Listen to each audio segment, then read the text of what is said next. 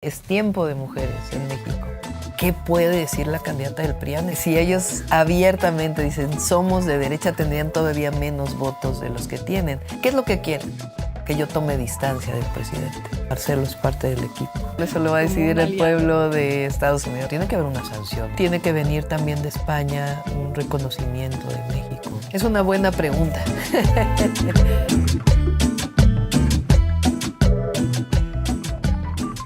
Doctora, muchísimas gracias por su tiempo. Gracias. Falta muy poco para las elecciones. De momento todas las encuestas le dan una ventaja amplia sobre todos los rivales. ¿Cuándo fue consciente de que su trayectoria política tomaba este camino y cómo lo lleva? Pues realmente fui consciente como, digamos, a finales de 2021.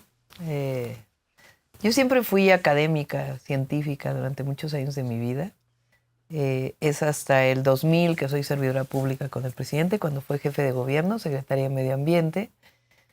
Y después en 2015 tomo la decisión de participar ya en un proceso de elección popular para fortalecer a Morena, que era nuestro gran proyecto. Por primera vez Morena participaba y de eso dependía el triunfo del 2018 de Andrés Manuel López Obrador.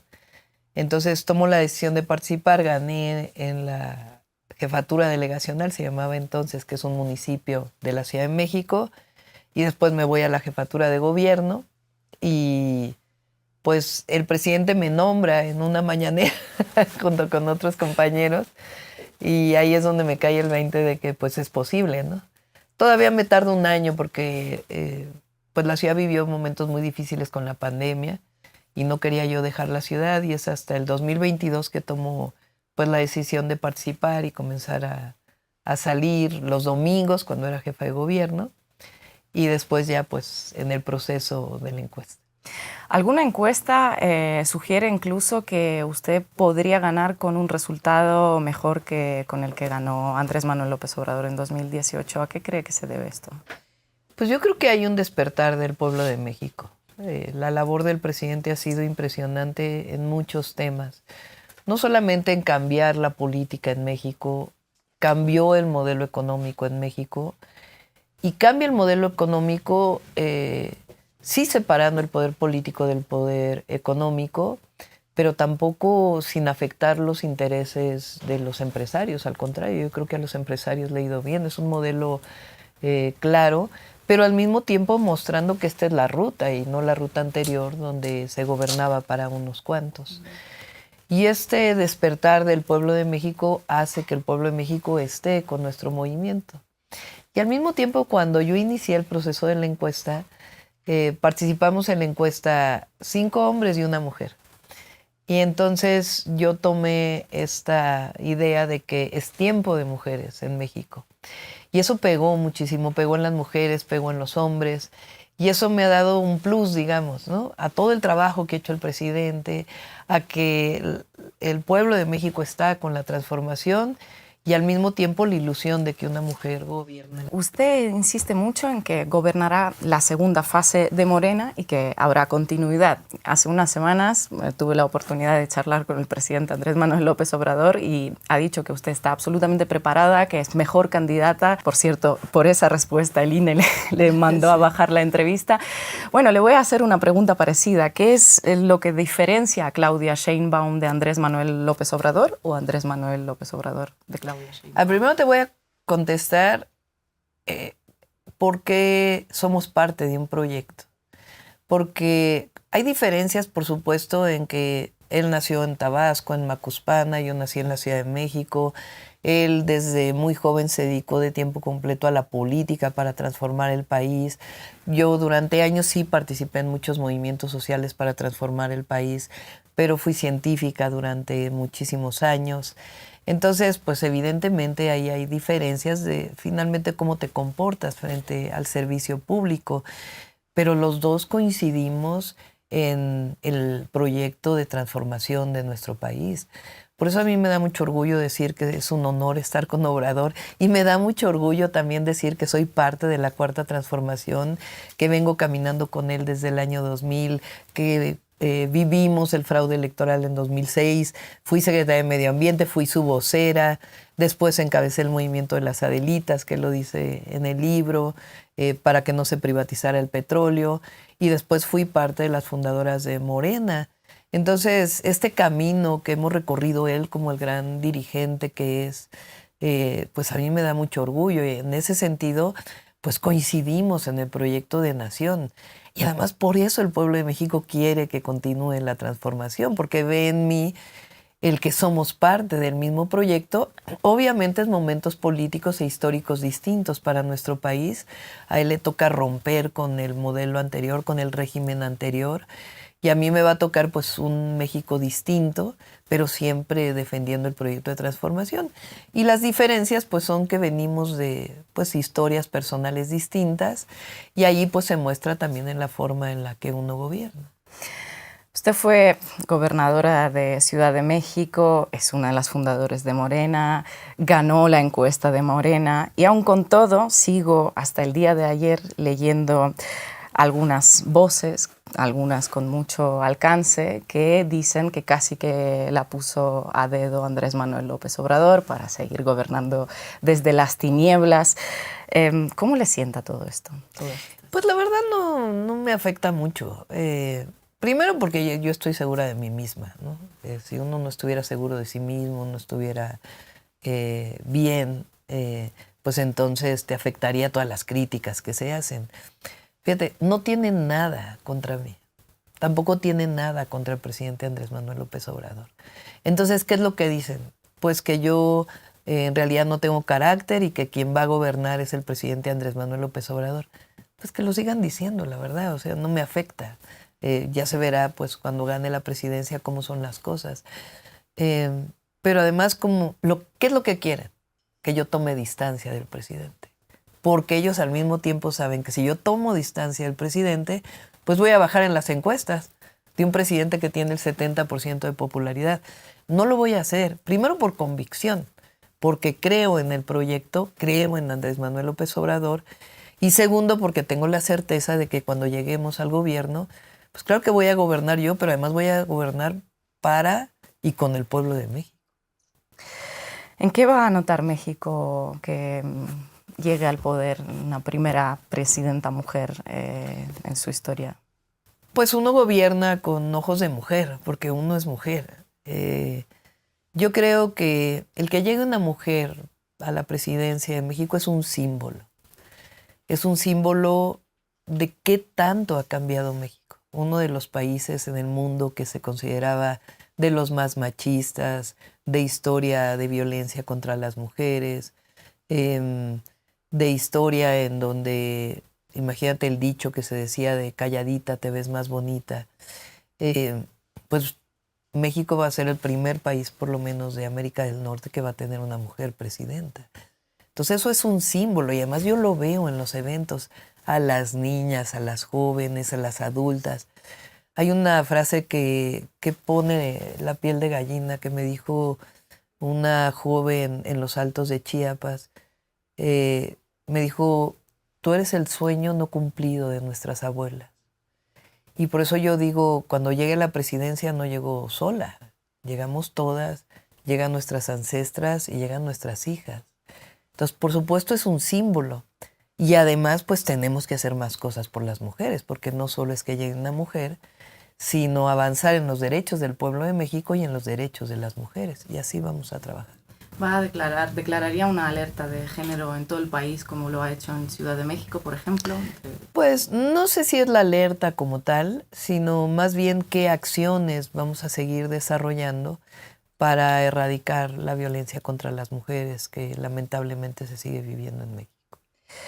En la historia de América Latina solo hubo 13 mujeres presidentas, 6 que salieron con votos. ¿Por qué cree que hay tan pocas mujeres que llegan al poder? ¿Por qué esto sigue siendo una excepción y no la norma? Pues porque durante años se pensó que las mujeres éramos menos. Angela Davis tiene una frase que es pues una luchadora por los derechos civiles en Estados Unidos y además feminista, que es una frase dicha distinta por Elvia Carrillo Puerto, que es una mujer que peleó por los derechos de las mujeres en México, yucateca, una de las primeras mujeres diputadas antes del sufragio de las mujeres, que dice, las mujeres solo pedimos que seamos tratadas como personas. Y yo creo que ese es parte del problema, que en todo el mundo a las mujeres se nos vio siempre menos. Y por eso luchamos por todos los derechos para todas las mujeres. Y hay diferencias también en cómo tratan a las mujeres en algunos países, en otros, o aquí en México. No es lo mismo lo que sufre una mujer indígena con la discriminación triple por ser indígena, por el color de la piel, por pobreza, que una mujer que vive en otras condiciones. Pero de todas maneras no hemos tenido todos los derechos políticos. Por eso es increíble la transformación en México. Porque no solo ha cambiado el régimen de opresión, de privilegios, de corrupción, sino también le abrió la puerta a las mujeres. Por primera vez hay un gabinete paritario en México.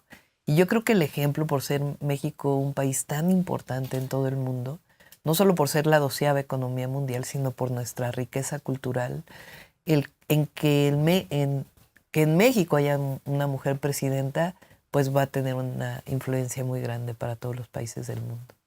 ¿Qué es el feminismo para usted? Porque siempre habla de mujeres pobres primero. Sí, el feminismo es todos los derechos para las mujeres y que las mujeres seamos tratadas como iguales, con la igualdad sustantiva y todas nuestras autonomías, la autonomía económica, la autonomía política, la autonomía física. Para mí eso es el feminismo. Y también que el Estado procure ser un Estado que cuide a las mujeres, porque las mujeres somos las cuidadoras de la familia. Y la única manera en que podemos desarrollarnos con autonomía es que también el Estado procure el cuidado de los hijos, de las personas con discapacidad, de los adultos mayores, si es que así lo desean las mujeres. Y yo creo, nosotros en Morena decimos, en el caso de las mujeres, por el bien de todas, primero las pobres, porque ahí es donde hay mayor marginación, mayor desigualdad. Y nuestra lucha es por la justicia, en todos los sentidos, por la justicia social, por la justicia en términos de los derechos humanos, por la justicia ambiental, por la justicia para las mujeres y por un verdadero sistema de justicia en nuestro país. Usted procede del mundo de la ciencia, es licenciada en física, tiene un doctorado en ingeniería especializada en medio ambiente, llevó estos temas, asuntos en la ONU. ¿Cómo va a influir esta experiencia suya en el futuro de México? Bueno, yo pienso que tenemos que acelerar la transición energética hacia fuentes renovables de energía, también desarrollar la eficiencia energética, porque esos son cambios tecnológicos, no solamente el ahorro de energía. Creo que México, con el desarrollo que tiene, la contaminación que tenemos de los cuerpos de agua tiene que resolverse. Hay ríos hipercontaminados en nuestro país y tenemos que avanzar también en ese tema. Y por otro lado, pues todo el tema de adaptación al cambio climático. Hoy vivimos una sequía prolongada de cerca de 5 años en el centro y norte del país, y uno de los problemas centrales es el abastecimiento de agua para consumo humano y para producción de alimentos. Entonces estamos desarrollando un plan nacional hídrico para el país que nos permita hacer uso eficiente del agua, cambiar la ley nacional de agua en términos de los derechos de agua y al mismo tiempo nuevas fuentes de abastecimiento. Entonces sí se va a notar que vengo del medio ambiente, que soy ambientalista y que vamos a caminar en lo que yo llamo el desarrollo, no lo llamo yo, es algo internacional. El desarrollo de un país tiene que ver sí con el desarrollo económico, pero también con la disminución de las desigualdades y la reducción de la pobreza y al mismo tiempo con un desarrollo sustentable. Doctora, quería hablar también con usted sobre la oposición mexicana, cómo la ve y qué le parece la campaña que están llevando a cabo. A ver, la oposición en México es una amalgama de ¿qué los junta? Los junta regresar al pasado, de privilegios que tenían, los junta la corrupción. Y el problema es que no hay una ideología ahí. O sea, no hay un pensamiento que los una. Ellos no pueden decirse que son de derecha, porque el pueblo de México es tan progresista ya, que si ellos abiertamente dicen somos de derecha, tendrían todavía menos votos de los que tienen. Es este debate de los programas sociales. Tú tienes un expresidente que dice que aquellos que reciben apoyo son flojos. Tienes a una candidata del PRI y el PAN que en el 2022 todavía dijo que los programas sociales deben ser temporales y lo que debe sacar adelante a las personas es el trabajo, como si los adultos mayores de 90 años tuvieran que trabajar, ¿no? Y por otro lado, los tienes amarrándose en la bandera diciendo, no, nosotros sí defendemos los programas sociales. ¿Por qué lo hacen? Porque si dijeran lo que piensan realmente, pues todavía tendrían menos aprobación. Entonces, ¿qué los junta? Los junta el negocio, los junta la corrupción y en realidad pues no tienen ni siquiera una forma de pensamiento. Es una amalgama ahí que es estar en contra de Andrés Manuel López Obrador, del proyecto de transformación. Inclusive los grandes empresarios de nuestro país también están divididos. Ya no es ese apoyo unánime que tenían en el 2006 contra Andrés Manuel López Obrador, porque saben que les ha ido bien, que esta cosa que se decía de que la economía iba a ir muy mal, pues ahora se ha demostrado que está mejor la economía que lo que estaba antes. Entonces es una oposición muy, muy débil, precisamente porque no tienen pensamiento. Y para que los unificara algo, pues tendrían un pensamiento y una forma de comportarse. Y ahí, pues tienen, yo siempre digo, a ver, yo digo, es un honor estar con Obrador. ¿Qué puede decir la candidata del PRIAN? Es un honor estar con Fox, con Calderón, con García Luna, con Peña Nieto. Pues no tienen manera de decir nada de eso. En los últimos meses, ya llevan meses, estuvimos, bueno, pues observando una suerte de guerra sucia digital en redes sociales. Hay analistas que la vinculan directamente con personajes ligadas a la oposición mexicana. Las narcoetiquetas, 300 millones de menciones en redes sociales. ¿Cómo lo ha vivido usted? ¿Cómo lo está viviendo? Bueno, es algo que lamentablemente el Instituto Nacional Electoral decidió no investigarlo. Eso es muy grave, porque hay muchísimo dinero. ¿Y por qué no lo investigan? ¿Bajan un trozo de una Porque entrevista? una parte de los consejeros del INE está claramente y abiertamente con la oposición. Entonces, por eso no quieren investigar lo que tiene que ver con la oposición. O sea, increíblemente deciden investigar cosas sobre nosotros y sobre la oposición, ¿no? Entonces, imagínate, o sea, el árbitro electoral con algo tan notorio de más de 30 días de trending topic pagado con bots, con troles, con robots, que ha sido hiperdemostrado que hay millones de dólares metidos ahí y no lo quieren investigar. Entonces, nosotros pues por eso estamos viendo que por lo menos sea evidente, ¿no? Y el presidente incluso lo ha dicho en sus mañaneras, que sea evidente de dónde está saliendo esto. Segundo, la falsedad. O sea, ¿cómo ellos que tuvieron un narcogobierno con Calderón, que decretaron la guerra, que pusieron al frente de esa guerra García Luna, que hoy está preso en Estados Unidos por colusión con el narcotráfico, se atreven a decir que en nuestro movimiento y el presidente López Obrador y yo tenemos algún vínculo con el narcotráfico? O sea, es como que ellos decidieron... para que no los ataquen, ellos decidieron atacar de lo que se sienten culpables, ¿no? Es algo así como mirarse al espejo. Proyección total. Pero lo que es increíble es que estrategias que les han funcionado en otros países por la derecha internacional, por estos grupos de derecha internacional que está demostrado que participan en estos trending topics, les funcionó en otros países y en México no les ha funcionado. No ha funcionado. Porque el presidente subió su popularidad y yo me mantuve en las encuestas. Y la pregunta es, ¿por qué no les ha funcionado? Yo creo que particularmente la red X, Twitter, ha perdido mucho en México, porque la gente está muy harta de esta guerra sucia que hay en esta red social. y se puede ver, la gente cada vez usa menos esa red social. Y por otro lado, es tan absurda lo que están planteando ahí que la gente pues no lo cree, ¿no? Entonces te habla de una conciencia muy grande del pueblo de México. Uno piensa que la red X, la antigua Twitter, pues no tiene mucho peso, no significa nada. El problema de eso es que luego todas esas campañas de alguna forma aterrizan en titulares, en periódicos, en informativas. ¿Usted cómo evalúa el papel de los medios de información tradicionales de México en toda esta campaña? Bueno, pues yo creo que habría que ver cuáles medios, ¿no? Pero hay una crítica permanente al presidente Andrés Manuel López Obrador y la razón fundamental es porque se acabó el recurso del erario público destinado a los medios de comunicación. Esa es la razón de fondo.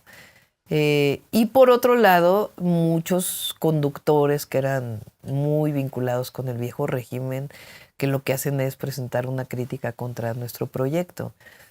Ahora, tampoco ha funcionado mucho, no como funcionaba en el 2006 o en el 2012. Y eso creo que tiene que ver con el trabajo permanente del presidente López Obrador en las mañaneras. Y por otro lado, con que el modelo funciona. O sea, el modelo del humanismo mexicano ha mostrado sus virtudes. Ha disminuido la pobreza, han disminuido las desigualdades. Por primera vez un gobierno voltea a ver al pueblo de México, a los humildes, a los que menos tienen, a los que históricamente habían sido discriminados. Y por otro lado, la economía de México está mejor que muchísimos países desarrollados. Entonces, no hay razón para crítica. ¿Va a mantener las mañaneras? ¿Cómo habrá algún cambio de formato, si se puede saber? Pues todavía no lo decido. Tengo que tener una forma de comunicación permanente y diaria con la ciudadanía. El presidente pues tiene un carisma muy especial, es un historiador, conoce la historia de México como nadie y además pues ha sido el gran dirigente de un movimiento social. Y tiene una forma extraordinaria de comunicación reconocida por propios y extraños. Entonces hay que adecuar algo especial pues a nuestra personalidad, pero tiene que seguir habiendo esta concientización del pueblo de México y esta comunicación directa. Los medios de comunicación cumplen una función, pero son medios y nosotros queremos una comunicación